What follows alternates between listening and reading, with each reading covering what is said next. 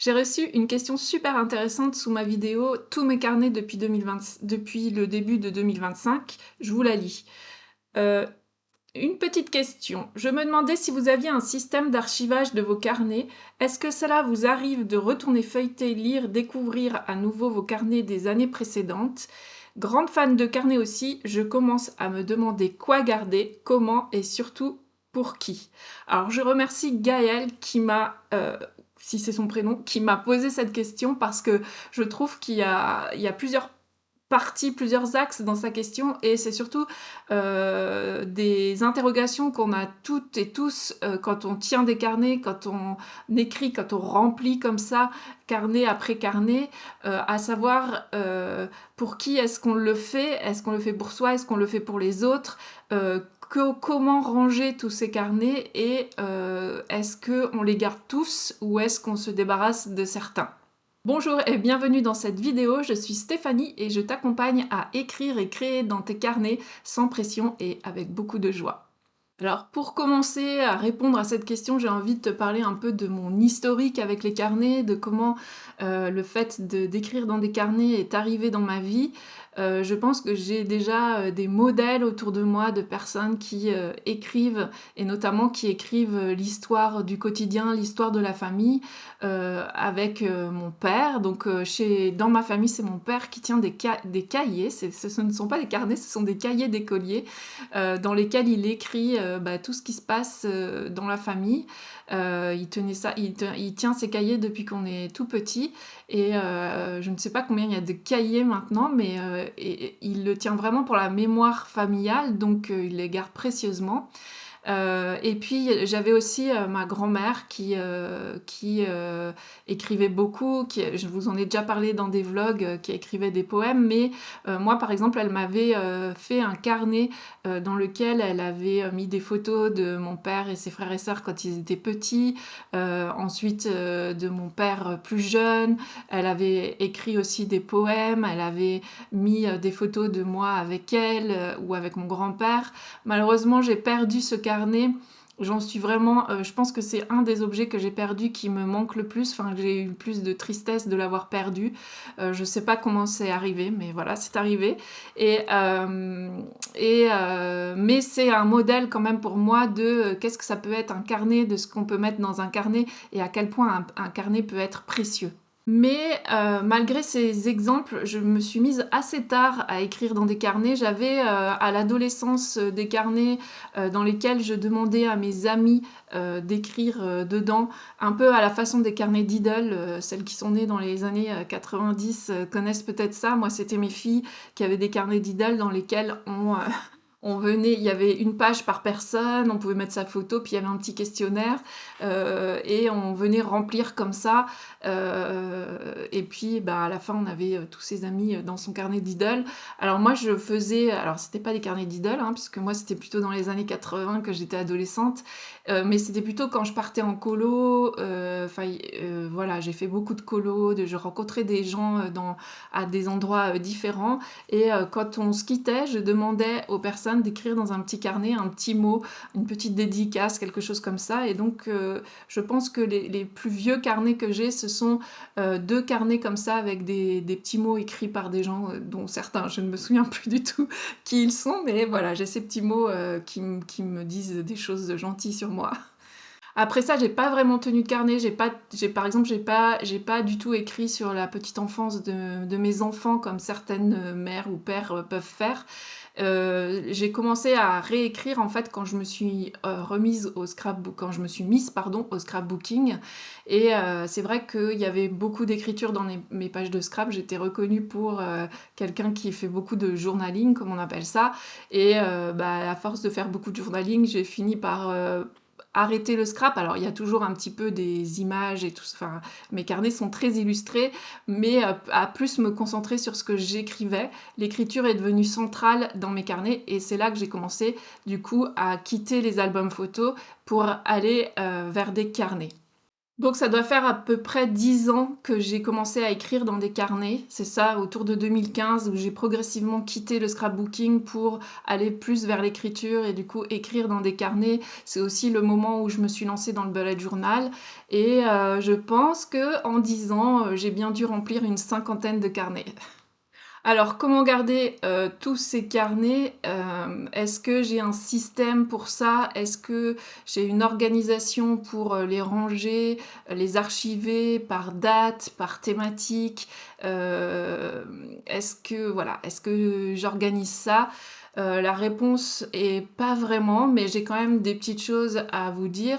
En ce qui concerne les bullet journaux qui là, c'est vraiment quelque chose d'organisé et de régulier où c'est vraiment depuis 2015 que je remplis des bullet journaux. Ceux-là, ils sont vraiment étiquetés avec la date et ils sont rangés tous ensemble sur une étagère. Ça fait 8 ou 9 bullet journaux en randonnion comme ça. Je crois que le dernier, je ne l'ai pas encore étiqueté et je m'y réfère de temps en temps pour chercher des informations. Ensuite, il y a les journaux thématiques comme par exemple mes carnets de lecture. Là, c'est pareil, je les étiquette puisque j'en fais un par an. Donc, je mets quand même sur la tranche à l'année à laquelle ils se réfèrent.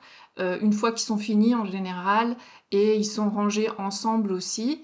Et puis, il y a mes carnets de vie qui sont rangés ensemble, mais comme je les ai pas toujours fait sur le même support, ils sont pas non plus tous au même endroit.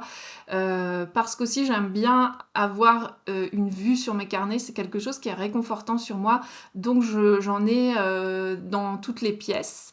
Donc j'ai une partie de mes carnets de vie qui sont sur une étagère dans mon salon et j'ai des carnets de vie qui sont là derrière moi, ceux qui sont dans des carnets à anneaux qui sont rangés derrière moi sur mon étagère. Et ensuite, il y a tous les journaux qui abordent soit des toutes petites périodes, comme par exemple quand je fais la synthèse d'une année avec quand j'ai fait célébrer 2024, célébrer 2023, tous les cahiers qui sont relatifs à un atelier, donc plus sur une thématique, quand j'ai fait le carnet de printemps, le carnet des couleurs, euh, j'ai plein de petits carnets comme ça que j'aime beaucoup et qui contiennent aussi des informations sur ma vie, sur mes ressentis, des créations poétiques, des créations de collages, d'aquarelles, etc. Ceux-là, je les range dans un panier. Aussi derrière moi, j'ai un grand panier que j'ai trouvé à Action et ils sont en vrac, un peu comme ça. J'ai pas vraiment de logique parce qu'il n'y a pas vraiment non plus de logique dans ma création. Il n'y a pas tel carnet qui est réservé à ça, tel carnet qui est réservé à ça. Parfois, il y a des carnets qui sont juste des carnets expérimentaux dans lesquels je tente plein de choses. Et donc, j'aime bien le principe du panier, pardon, dans lequel je peux mettre tous mes carnets. Et puis, je viens piocher de temps en temps dedans. En réalité, comme c'est pas des énormes carnets non plus, comme c'est en général des petits carnets A5, ça prend pas tant de place que ça. J'ai un petit bout d'étagère dans ma bibliothèque, dans le salon, qui est pris par mes carnets de vie. En fait, c'est deux gros carnets paper blanks et deux petits carnets paper blanks. Donc ça représente 4 ans en fait où j'ai écrit un peu des petits bouts de ma vie, des petits bouts de la vie de la famille dans ces carnets. J'ai l'étagère derrière moi, enfin j'ai deux niveaux d'étagère derrière moi dans lesquels il y a le panier avec plein de carnets différents et au-dessus d'autres carnets de vie en fait pour d'autres années. Et puis j'ai une étagère dans un petit meuble qui est à côté de mon bureau dans lequel j'ai mes carnets de bullet journaux. Voilà, donc c'est pas non plus, ça occupe pas non plus une place immense dans l'appartement, mais ce n'est que 10 ans de création, donc c'est sûr que d'ici 20 ans, il y en aura 3 fois plus. Euh, mais ça reste gérable. Je trouve que c'est plus gérable que les gros albums de scrapbooking qui sont en 30-30 et qui prennent beaucoup de place et tout ce que j'ai pu créer en scrapbooking aussi dans un espace l'espace de 10 ans, j'ai beaucoup créé en scrapbooking et là ça tient, une malle entière, et puis j'en ai jeté, avant un déménagement, j'ai fait un peu du tri, donc je trouve que c'est un petit peu moins volumineux que ce qu'on peut produire en scrapbooking. Alors oui, ça prend un peu de place, hein, 50 carnets, mais moi j'ai vraiment du plaisir à les voir dans mon environnement, à les organiser. Alors et comme je le disais, j'ai pas de système, mais parfois je range mes étagères, alors je les remets différemment. Le grand panier là que j'ai, je l'avais pas avant, c'est une nouvelle façon de ranger mes carnets que je trouve plus pratique. Enfin voilà, il y a, j'aime, c'est un petit peu comme, une collection, dont on prendrait soin. Moi, je suis pas du tout, j'ai pas du tout l'âme, d'une collectionneuse. Je suis plutôt, du genre à me débarrasser des objets quand, j'en ai plus besoin et quand je sens encombrée. Par contre, c'est vrai que, mes carnets, ils m'apportent quand même beaucoup, donc je les garde, assez précieusement. Alors j'en viens naturellement à une autre partie de la question de Gaëlle qui était: «Est-ce que je relis mes carnets?» Et donc bah, la réponse est oui. J'ai plusieurs raisons de relire un carnet. La première raison, c'est d'aller chercher une information, donc parce que je me souviens plus de l'information, mais souvent, je sais que je l'ai écrit, dans tel carnet. C'est assez, rigolo. En fait, moi, j'ai vraiment une mémoire, visuelle, donc par exemple, je ne me souviens plus du nom d'une personne, par exemple une personne, créative que je suivais à l'époque, qui était inspirante et puis que j'ai arrêté de suivre sur les réseaux, mais que j'ai envie de revoir ce qu'elle fait. Mais je sais que l'information est écrite dans tel bullet journal parce que je me souviens par rapport à la période, etc. Donc, ben, par exemple, pour ce genre de choses, je vais aller feuilleter mes bullet journaux et rechercher l'information. Ça peut être aussi pour un souvenir familial, une date particulière, où là je vais plutôt aller dans mes journaux, mes carnets de vie dans lesquels je raconte un peu la vie quotidienne. Donc voilà, ça c'est la première raison pour laquelle je relis mes carnets.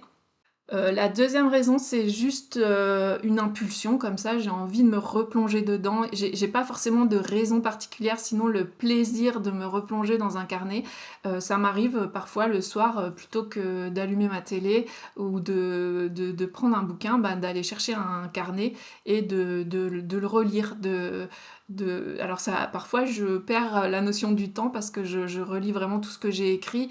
Si c'est un carnet annuel, par exemple, ça ça peut me prendre beaucoup de temps et puis, j'arrive pas à m'arrêter. En fait, j'ai vraiment du plaisir à relire les chroniques familiales, à regarder les photos, donc voilà, ça m'arrive comme ça me prend, au lieu d'aller lire, au lieu de regarder la télé, de feuilleter mes carnets.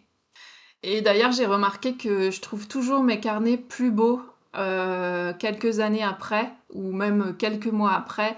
J'ai toujours beaucoup plus de plaisir à les feuilleter une fois que le temps a passé entre le moment où j'ai créé et le moment où je relis. Je pense que c'est parce qu'au moment où on crée, j'en avais déjà un peu parlé dans une vidéo, au moment où on crée, on a une idée précise de ce qu'on veut faire en général. Soit on s'inspire de quelqu'un, soit on sait exactement les couleurs qu'on veut mettre, la mise en page et cetera. Et puis, ben, une fois qu'on le réalise, ça correspond rarement à exactement ce qu'on avait en tête. Donc, il y a une petite déception qui vient comme ça, qui fait qu'on n'est jamais vraiment tout à fait satisfait de ce qu'on a créé. C'est assez rare. Quand c'est le cas, c'est vraiment exaltant, je trouve. Mais c'est pas toujours le cas.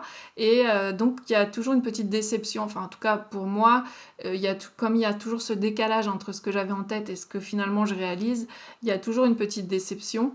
Et finalement, de revoir ce qu'on a créé 6 mois plus tard, 1 an plus tard, 10 ans plus tard, ben, je trouve qu'il y a justement, on se souvient plus exactement de ce qu'on avait en tête au moment de le faire, on a juste le résultat sous les yeux et il y a plus cette petite déception-là. Et enfin moi, très souvent, j'apprécie encore plus ce que j'ai créé.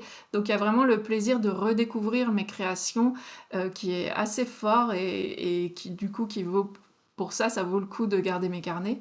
Une autre raison pour laquelle je vais, feuilleter mes carnets, c'est, quand je suis en panne d'inspiration, quand ma créativité est un petit peu en berne, ce qui arrive aussi, hein, parce que la créativité, c'est toujours, fluctuant. Il y a des moments où on est très créatif, un peu, excitée, en ébullition et tout ça, puis des moments où c'est plus calme à l'intérieur de nous et parfois, ben, c'est un peu la créativité, dort un peu et pour me réveiller, pour réveiller ma créativité, alors je peux aller regarder ce que font les autres, mais c'est pas toujours, très pertinent parce que parfois, ben, je me compare donc c'est pas, ça va plutôt, je vais plutôt avoir l'impression que je suis bonne à rien. Mais d'aller voir mes carnets, moi ça me fait toujours du bien en fait, parce que je me dis: «Ah oui, je suis quand même capable de réaliser ça, j'ai fait ça telle chose qui me plaît», et en fait, bah, ça me redonne envie de faire des choses et ça me redonne des idées parce que, ben, dans tous les carnets que j'ai créés en 10 ans, il y a plein de choses différentes. Moi mon style est assez éclectique, j'aime bien essayer plein de choses et du coup, je vais forcément trouver quelque chose qui va m'inspirer autre chose et même parfois, ça m'arrive de copier, quelque chose que j'ai fait il y a 5 ans, par exemple. Alors je vais pas complètement tout copier, mais par exemple, si c'est un collage, je vais m'inspirer des couleurs, je vais m'inspirer de la mise en page, je vais m'inspirer de la technique, parfois ça ressemble quand même beaucoup, mais comme moi j'ai évolué entre-temps, donc c'est pas tout à fait, la même chose et puis, c'est pas très grave si on retrouve, 2 fois, presque la même chose dans mes carnets à 5 ans, d'écart et ça va du coup me relancer dans ma créativité et me redonner d'autres idées donc bah, ça m'arrive de copier mes carnets. Alors, à ce stade de la vidéo, je voudrais quand même dire qu'il y a des carnets que je ne garde pas. Je garde, tous mes carnets créatifs, mes carnets de vie, mes bullet journaux comme je l'ai dit, mais les carnets qui sont vraiment des journaux intimes ou qui s'apparentent aux pages du matin, donc les pages du matin, inspirées de la méthode de Julia Cameron où on vient écrire tous les matins, 3 pages et où on écrit vraiment tout ce qui vient et donc soit ça n'a pas grand intérêt, soit c'est un peu brut de décoffrage et quand on est par exemple en tension avec quelqu'un ou avec soi-même, c'est pas très rigolo ou parfois c'est un peu agressif. Bref, on n'a pas vraiment envie que d'autres personnes que nous-mêmes lisent ces pages. Alors ça, je le jette. Et récemment, j'ai jeté des pages du matin qui dataient de 2019. Donc j'ai même mis un peu de temps à les jeter, hein, j'aurais pu les jeter avant.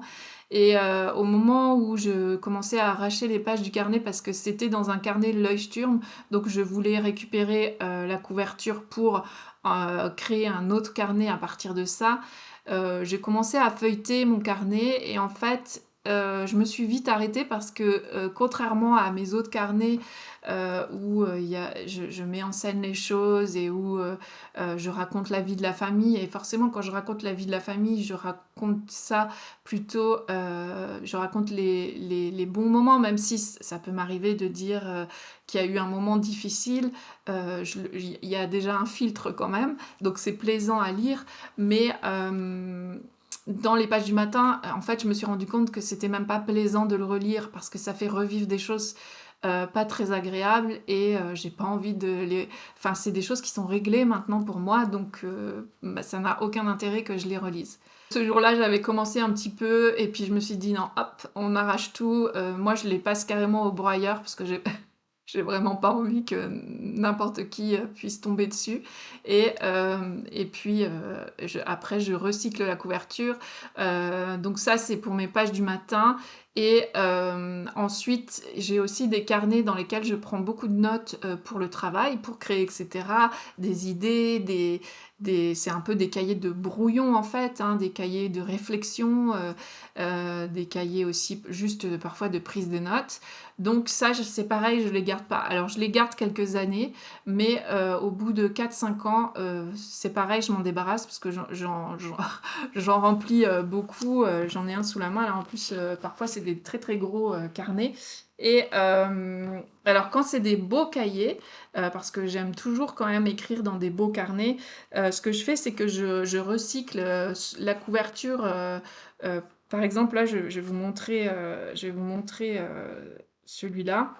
C'est un carnet que mon amie Séverine m'a offert, je le trouve joli et puis, il y a aussi, quelque chose de un petit peu, sentimental puisqu'elle me l'a offert et puis ça me rattache aussi à toute une période parce que comme c'est un très gros carnet, ça fait, plus de 2 ans que je l'ai, et que je travaille dedans et donc le jour où je vais m'en séparer, bah, je vais garder un petit bout du carnet donc je vais garder la couverture et puis la recycler pour un autre carnet. Voilà, c'est comme ça quand même que je garde, même s'il y a des carnets que je jette, j'en garde quand même des petits morceaux et parfois j'arrache aussi des pages dans lesquelles j'ai écrit des choses importantes que je veux garder, et puis après je les stocke dans un classeur ou je m'arrange, je refais un autre carnet avec, mais avec une synthèse de tout ce qui est important que je ne veux pas oublier. Parce que parfois je note des idées d'atelier et cetera, donc voilà, je garde ce qui est important, mais tout le reste, ça s'en va. Enfin, la dernière chose soulevée par Gaëlle dans sa question, c'était pour qui j'écris dans mes carnets. Heu, Est-ce qu'il y a que moi qui lis mes carnets ou est-ce que je le fais à l'intention d'autres personnes? Je pense que c'est vraiment une question, à se poser avant de commencer et puis, de s'interroger régulièrement. Pourquoi je remplis des carnets? Pourquoi, je vais, faire, tel atelier? Pourquoi je vais commencer ce carnet de lecture? À quoi ça va servir et à qui, il est destiné? Moi honnêtement, la plupart de mes carnets, je les fais pour le processus, en fait. C'est-à-dire, le moment où j'écris, le moment où je colorie, où je crée, où je mets des couleurs, où je colle des autocollants, où je colle des pages de magazines, où je découpe, enfin bref, tout ce qui me permet de m'exprimer et aussi de passer un moment, avec moi-même, de me détendre. Donc je pense que ça, c'est la raison principale pour laquelle je tiens des carnets. Il y a aussi que je pense que j'ai beaucoup de plaisir à me replonger dans le passé.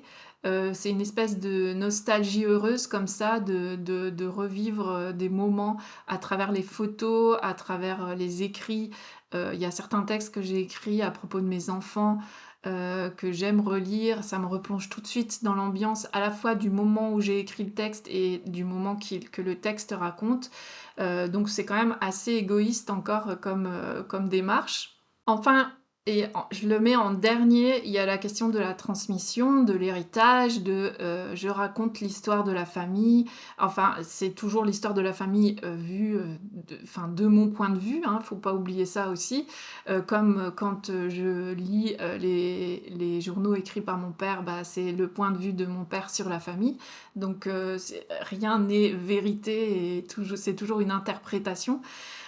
Donc ça, c'est important pour moi, mais c'est pas capital parce que, alors je me dis que parmi mes petits-enfants, il y en aura peut-être un qui sera intéressé par, cet héritage, mais peut-être pas et au final, c'est pas très important puisque je le fais avant tout pour moi. Si ça intéresse quelqu'un, bah, je serai contente que, cette personne tombe là-dessus et ce qui sera pour elle du coup un petit trésor. Mais si aucun de mes petits-enfants trouve ça intéressant et que ça finit dans un carton à la déchetterie, finalement ça sera pas très grave parce que déjà je serai pas là pour voir ça. Et puis ben, moi j'ai déjà tellement de joie à créer mes carnets et de plaisir à les refeuilleter que finalement c'est quand même avant tout quelque chose que je fais pour moi. Voilà, donc je pense que le fait que, je ne mette pas une charge émotionnelle trop importante dans mes carnets, ça me permet de vraiment, me lâcher complètement, de faire des expériences, de pas trop me soucier de la qualité du papier, de la qualité de l'encre, est-ce que c'est une encre d'archivage et cetera. De faire des expériences, c'est vraiment des expériences créatives. Alors, parfois, ça m'apporte beaucoup et je suis vraiment très heureuse de les vivre, mais j'ai pas cette pression-là de faire quelque chose, qui va rester dans le temps. Si ça reste, c'est bien et sinon tant pis. Et je pense que c'est aussi pour ça que je suis pas hyper organisée dans ma façon de faire. Il y a toujours, dans mes carnets des périodes qui ne sont pas documentées, par exemple des périodes de la vie qui ne sont pas documentées parce que j'ai pas eu le temps ou, je suis pas à ce moment-là, j'étais vraiment en train de faire autre chose, donc j'ai des carnets qui sont pas tout à fait complets. Je crée des carnets sur des thématiques qui n'ont rien à voir avec la vie de la famille. Je me permets d'explorer plein de choses, parce que je le fais avant tout, pour moi et c'est vrai que, ben, je peux stocker mes carnets, un peu n'importe comment. Il n'y a pas forcément la date. En fait, je mets souvent la date quand même à l'intérieur des carnets, donc on peut quand même toujours retrouver, mais c'est vrai que tout n'est pas bien étiqueté, labellisé, comme peut-être quelqu'un qui aurait le souci de la transmission le ferait. Et maintenant que cette vidéo touche à sa fin, je me permets de te retourner la question. Et toi, pourquoi écris-tu dans tes carnets? Que fais-tu de tes carnets une fois qu'ils sont terminés? Est-ce que tu les gardes? Est-ce que tu les jettes? Est-ce que tu les ranges précieusement avec un système très élaboré? Ou est-ce que comme moi, tu les sèmes un petit peu partout dans la maison, dans des paniers ou sur diverses étagères? Réponds-moi dans les commentaires, je serai ravie de te lire et peut-être de m'inspirer de ta façon de faire. Si cette vidéo t'a plu, n'hésite pas à t'abonner à la chaîne si ce n'est pas encore fait. Et en attendant, je te souhaite une très belle semaine créative et je te dis à très vite pour une nouvelle vidéo. Salut!